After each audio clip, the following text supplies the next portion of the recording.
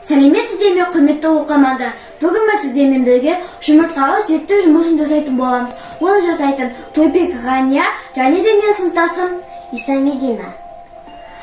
Ол үшін бізге керек заттар 3 жұмыртқа, 3 стакан су және де тұз. Бірінші болып біз суға ештеңе салмай жұмыртқаның өзін батырып қоятын боламыз. Батырдық. Бұл астына түсіп кетті.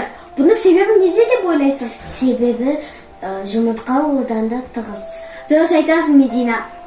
Ал енді біз екіншісіне 10 қасық тұз салатын боламыз.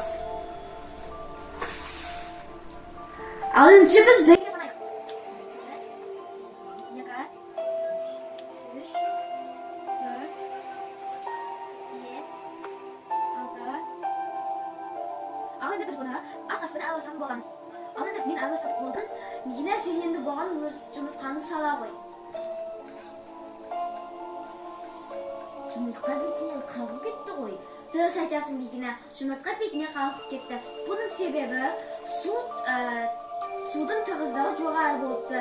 Ал енді біз үшіншіне ас қасықпен 3 жұмыртқа 3 тұз салатын боламыз. 3 ас қасық салатын бұны араластыратын боламыз. Медина, сен бұны жұмыртқаны сал.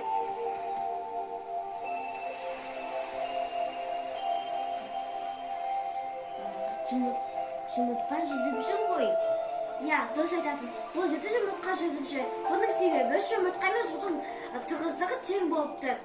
Ал енді біздің осы жұмыртқаға зерттеу жасағанымыз ұнаса, лайк басып беруді ұмытпаңыздар. Қош сау болыңыздар.